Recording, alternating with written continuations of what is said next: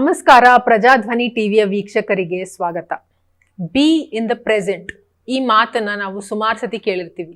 ನೀವು ಭೂತಕಾಲಕ್ಕೂ ಹೋಗ್ಬೇಡ, ಭವಿಷ್ಯ ಕಾಲಕ್ಕೂ ಹೋಗ್ಬೇಡ, ಬಿ ಇನ್ ದ ಪ್ರೆಸೆಂಟ್ ಅಂತ. ವರ್ತಮಾನ ಕಾಲದಲ್ಲಿ ಇರುವುದರ ರಹಸ್ಯ ಏನು ಅಂತ ಈ ಸಂಚಿಕೆಯಲ್ಲಿ ಕಲಿಯೋಣ. ನಾವು ಹೋದ ಸಂಚಿಕೆಯಲ್ಲೇ ಮಾತನಾಡಿದ್ದೀವಿ, ನಮ್ಮ ದೇಹ ಹೈಯೆಸ್ಟ್ ಟೆಕ್ನಾಲಜಿ ಅಂದ್ರೆ ಎಲ್ಲ ಗಿಡ, ಮರ, ಪ್ರಾಣಿ, ಪಕ್ಷಿ ಮತ್ತೆ ಈ ಬೇರೆ ಏನು ಮಾನವ ನಿರ್ಮಿತ ಟೆಕ್ನಾಲಜಿ ಇದೆ ಎಲ್ಲವನ್ನ ನೋಡಿದಾಗ ಈ ಭೂಮಿ ಮೇಲೆ ಅತ್ಯುನ್ನತವಾದ ಟೆಕ್ನಾಲಜಿ ಯಾವುದು ಅಂದ್ರೆ ಮಾನವ ದೇಹ.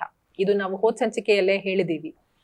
ಸೊ ಆದ್ರೆ ನಾವು ಈ ದೇಹವನ್ನ ಟೇಕನ್ ಫಾರ್ ಗ್ರಾಂಟೆಡ್ ಅಂದ್ರೆ ಕೇವಲವಾಗಿ ನೋಡ್ತಾ ಇದೀವಿ. ಅಂದ್ರೆ ಅದ್ರ ಬಗ್ಗೆ ಲಕ್ಷ್ಯ ಇಲ್ಲ, ಅದ್ರ ಬಗ್ಗೆ ನಮ್ಗೆ ಅಷ್ಟು ಲಕ್ಷ್ಯ ಇಲ್ಲ. ದೇಹದ ಬಗ್ಗೆ ಇದು ಇಷ್ಟು ಹೈ ಟೆಕ್ನಾಲಜಿ ದೇಹ ನನ್ನ ಹತ್ರ ಇದೆ ಅನ್ನೋ ಆ ಲಕ್ಷ್ಯ ನಮ್ಗಿಲ್ಲ. ಅದಕ್ಕೆ ನಾವು ಇದ್ರ ಮೇಲೆ ಗಮನ ಹರಿಸಲ್ಲ, ಇದ್ರ ಬಗ್ಗೆ ನಾವು ಕಾಳಜಿ ತಗೊಳ್ಳಲ್ಲ ಮತ್ತೆ ಇದ್ರ ಬಗ್ಗೆ ನಮ್ಗೆ ಅರಿವು ಕೂಡ ಇಲ್ಲ, ಏನೂ ಇಲ್ಲ.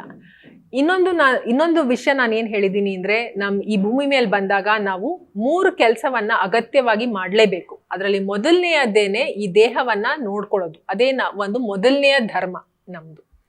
ಆದ್ರೆ ನಾವು ಹೆಚ್ಚು ಅಟೆನ್ಷನ್, ನಮ್ಮ ಗಮನವನ್ನ ಯಾದ್ರ ಮೇಲೆ ಹಾಕ್ತೀವಿ ಅಂದ್ರೆ ಮನಸ್ಸಿನ ಮೇಲೆ. ಅಂದ್ರೆ ನಮ್ಮ ಮೆಂಟಲ್ ವರ್ಲ್ಡ್ ನಮ್ಗೆ ತುಂಬಾ ಆಕರ್ಷಣೀಯ. ಯಾಕಂದ್ರೆ ಅದು ನಮ್ಮನ್ನ ಮನರಂಜಿಸುತ್ತೆ, ಅಂದ್ರೆ ನಮ್ಮನ್ನ ರಂಗಾದ ವಿಚಾರದಲ್ಲಿ ತೊಡಗಿಸುತ್ತೆ. ಒಂದು ಉದಾಹರಣೆ, ತಮಾಷೆಯ ಉದಾಹರಣೆ ಹೇಳ್ಬೇಕು ಅಂದ್ರೆ, ಈ ಒಂದು ಸಿನಿಮಾ ಬಂದಿತ್ತು ಹಿಂದಿಯಲ್ಲಿ, ತಾರೇ ಜಮೀನ್ ಪರ್ ಅಂತ. ಸೊ ಆ ಪಿಕ್ಚರ್ ಅಲ್ಲಿ ನಿಮ್ಗೆ ನೆನಪಿದ್ರೆ ಒಂದು ದೃಶ್ಯ ಇದೆ. ಏನು ಆ ಮಗು ಇದ್ದಾನೆ, ಅವ್ನ್ ಸ್ಕೂಲ್ ಸ್ಟೂಡೆಂಟು. ಅವನು ಎಕ್ಸಾಮ್ ಅಲ್ಲಿ 3x3 ಅಂತ ಪ್ರಶ್ನೆ ಬಂದಿರುತ್ತೆ. ಸೊ ಆ 3x3 ನಲ್ಲಿ ಮಾಡ್ಬೇಕಾದ್ರೆ ಅವನು ಕಲ್ಪನಾ ಲೋಕಕ್ಕೆ ಹೋಗ್ತಾನೆ. ಆ ಗ್ರಹ ಬಂತು, ಈ ಗ್ರಹ ಬಂತು, ಅದು ಇದಕ್ಕೆ ಹೊಡಿತು, ಅಲ್ಲಿ ಒಂದು ಯುದ್ಧ ಆಯ್ತು, ಅದಕ್ಕೆ 3x3 = 27 ಅಂತ ಬರೀತಾನೆ. ಸೊ ಅಂದ್ರೆ ಏನು ಅಂದ್ರೆ, ನಮ್ಮ ಕಲ್ಪನಾ ಲೋಕದಲ್ಲಿ ಏನೇನೋ ನಡೀತಾ ಇರುತ್ತೆ ಮನಸ್ಸಿನಲ್ಲಿ. ಸೊ ಹೀಗೆ ನಮ್ಮ ಮನಸ್ಸು ಎಲ್ಲೆಲ್ಲೋ ಕರ್ಕೊಂಡು ಹೋಗುತ್ತೆ. ಆದ್ರೆ ಇದ್ರದ್ದು ಮುಖ್ಯ ಏನು ಮನಸ್ಸಿನ ಒಂದು ತೊಂದರೆ ಅಂದ್ರೆ ಏನು ಅಂದ್ರೆ, ಅದು ನಮ್ಮನ್ನ ಪಾಸ್ಟ್ ಅಂದ್ರೆ ನಮ್ಮ ಭೂತಕಾಲಕ್ಕೆ ಕರ್ಕೊಂಡು ಹೋಗುತ್ತೆ. ನಮ್ಮ ಭೂತಕಾಲದಲ್ಲಿ ನಡೆದಿರೋ ವಿಷಯದ ಬಗ್ಗೆ ನಮ್ಗೆ ಪಶ್ಚಾತ್ತಾಪ ಬರುತ್ತೆ, ಅಥವಾ ಭವಿಷ್ಯ ಕಾಲಕ್ಕೆ ಕರ್ಕೊಂಡು ಹೋಗುತ್ತೆ. ಭವಿಷ್ಯದ ಕಾಲದ ಚಿಂತೆ ಮತ್ತೆ ಆತಂಕ ಅದರ ಕಡೆ ಕರ್ಕೊಂಡು ಹೋಗುತ್ತೆ. ಆದ್ರೆ ಮನಸ್ಸಿಗೆ ಪ್ರೆಸೆಂಟ್ ಅಲ್ಲಿ ಇರೋದು ತುಂಬಾ ಕಷ್ಟ. ಮನಸ್ಸು ಯಾವುದೇ ಕಾರಣಕ್ಕೂ ಪ್ರೆಸೆಂಟ್ ಅಲ್ಲಿ ಇರಲ್ಲ. ಸೊ ಯಾವುದು ಹಾಗಾದ್ರೆ ನಮ್ಮನ್ನ ಈ ಪ್ರೆಸೆಂಟ್ಗೆ ಬೈಂಡ್ ಮಾಡೋದು ಯಾವುದು, ನಮ್ಮನ್ನ ಹಿಡಿದಿಡುವ ಅಂತಹ ಒಂದು ವಸ್ತು ಯಾವುದು, ನಮ್ಮನ್ನ ಯಾವಾಗ್ಲೂ ಪ್ರೆಸೆಂಟ್ ಕರ್ಕೊಂಡು ಬರೋ ವಸ್ತು ಯಾವುದು ಅಂದ್ರೆ ಈ ಮಾನವ ದೇಹ. ನಮ್ಮನ್ನ ಮತ್ತೆ ನಮ್ಮನ್ನ ವರ್ತಮಾನಕ್ಕೆ ತಗೊಂಡ್ ಬರುವ ಹಗ್ಗ ಅಂತ ಯಾವುದು ಅಂತ ಹೇಳೋದಾದ್ರೆ, ಆ ಕಾರ್ಡ್ ಯಾವುದು ಅಂದ್ರೆ ಈ ಮಾನವ ದೇಹ. ಈ ಮಾನವ ದೇಹ ಮಾತ್ರ ಇದ್ರ ಅರಿವು ನಮಗೆ ಬಂದ ತಕ್ಷಣ ನಾವು ಪ್ರೆಸೆಂಟ್ಗೆ ಬಂದ್ಬಿಡ್ತೀವಿ. ತಕ್ಷಣ ಕೂಡ್ಲೆ ನಮ್ಗೆ ಯಾವುದೋ ಒಂದು ಪೇನ್ ಅಥವಾ ಸೆನ್ಸೇಷನ್ ಆದ್ರೂ ಕೂಡ ನಮ್ಮನ್ನ ಈ ಪ್ರೆಸೆಂಟ್ ಮೂಮೆಂಟ್ಗೆ ತಗೊಂಡ್ ಬರುತ್ತೆ. ಈ ದೇಹದಿಂದ ನಾನು ಏನೇ ಕರ್ಮವನ್ನ ಮಾಡ್ದಾಗ್ಲೂ ಕೂಡ ನನ್ನನ್ನ ಪ್ರೆಸೆಂಟ್ ಮೂಮೆಂಟ್ ಕರ್ಕೊಂಡ್ ಬರುತ್ತೆ. ಸೊ ಹಾಗೆ ಯಾಕಂದ್ರೆ ದೇಹ ಪಾಸ್ಟ್ ಅಲ್ಲೂ ಇರಲ್ಲ, ಫ್ಯೂಚರ್ ಅಲ್ಲೂ ಇರಲ್ಲ, ಅದು ಪ್ರೆಸೆಂಟ್ ಅಲ್ಲೇ ಇರುತ್ತೆ.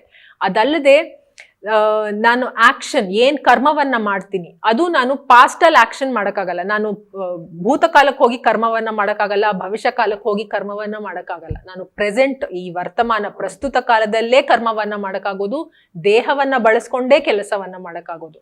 ಸೊ ಹಾಗಾಗಿ ಈ 3 ಯಾವುದು ಅಂದ್ರೆ ವರ್ತಮಾನ ಕಾಲ, ಮಾನವ ದೇಹ ಮತ್ತೆ ಕರ್ಮ, ಇದು 3ಕ್ಕೂ ಒಂದು ಲಿಂಕ್ ಇದೆ, ಕನೆಕ್ಷನ್ ಇದೆ. ಹಾಗಾದ್ರೆ ತಿಳಿತಲ್ಲ, ನಾವು ವರ್ತಮಾನ ಕಾಲದಲ್ಲಿ ಹೇಗಿರೋದು, ಪ್ರೆಸೆಂಟ್ ಅಲ್ಲಿ ಹೇಗಿರೋದು ಅಂದ್ರೆ, ನಮ್ಮ ದೇಹದ ಅರಿವು ಇಟ್ಕೊಂಡು ನಾವು ಏನು ಕರ್ಮವನ್ನ ಮಾಡ್ತೀವಿ moment to moment, second to second, ಅದರಿಂದಾನೇ ನಾನು ಪ್ರೆಸೆಂಟ್ ಅಲ್ಲಿ ಇರೋದಕ್ಕೆ ಸಾಧ್ಯ. ಬೇರೆ ಯಾವ ವಿಧದಲ್ಲೂ ಅದು ಸಾಧ್ಯ ಇಲ್ಲ. ನಾನು ಮನಸ್ಸಿನಲ್ಲಿ ನಾನು ಯೋಚನೆ ಮಾಡ್ಕೊಂಡಿರ್ತೀನಿ ಬಿ ಇನ್ ದ ಪ್ರೆಸೆಂಟ್ ಅಂದ್ರೆ ನಾನು ಪ್ರೆಸೆಂಟ್ ಅಲ್ಲಿ ಇರೋದಕ್ಕೆ ಸಾಧ್ಯ ಇಲ್ಲ. ಅದು ನನ್ನ ಆಲೋಚನೆಗಳನ್ನ ಬೇರೆ ಕಡೆ ಕರ್ಕೊಂಡು ಹೋಗ್ತಾ ಇರುತ್ತೆ. ಯಾಕಂದ್ರೆ ಮನಸ್ಸು ಪಾಸ್ಟ್ ಹೋಗುತ್ತೆ ಮತ್ತೆ ಫ್ಯೂಚರ್ಗೆ ಜಿಗಿಯುತ್ತೆ. ಸೊ ಅದು ಜಂಪ್ ಮಾಡ್ತಾ ಇರುತ್ತೆ.